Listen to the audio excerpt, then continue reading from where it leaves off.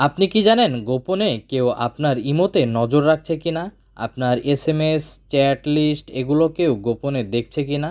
যদি না জেনে থাকেন আর জানতে চান তাহলে এই ভিডিওটি আপনার জন্য। আজকে আমরা দেখব কিভাবে আপনি চেক করবেন আপনার ইমোতে কেউ গোপনে নজর রাখছে কিনা। এর জন্য ওপেন করুন ইমো। এরপরে ইমো ওপেন করার পরে আপনি উপরে আপনার প্রোফাইল আইকন দেখতে পারবেন। আপনার প্রোফাইল আইকনে একটা ক্লিক করবেন।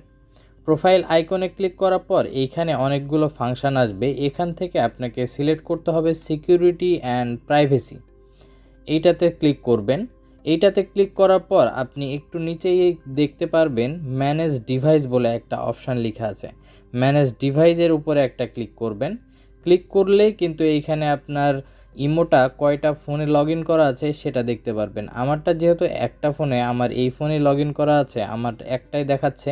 আর যদি মাল্টিপল ডিভাইসে লগ ইন করা থাকতো সেই ক্ষেত্রে কিন্তু বাড়তি আরও অনেকগুলো মডেল শো করতো। যদি অন্য কোনো মডেল শো করতো তাহলে কিন্তু আমি বুঝেই যেতাম যে কে কে আমার ইমো ব্যবহার করছে।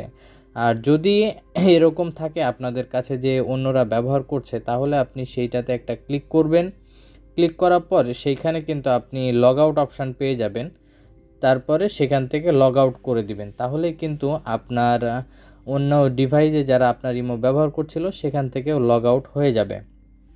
এরপরে আরও একটা কাজ করবেন, লগ ইন প্রোটেকশন বলে একটা অপশান পাবেন।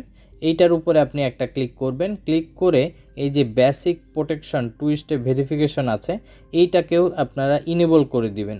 এইটাকে ইনেবল করলে কেউ কিন্তু খুব সহজে আপনার ইমোতে আর লগ ইন করতে পারবে না।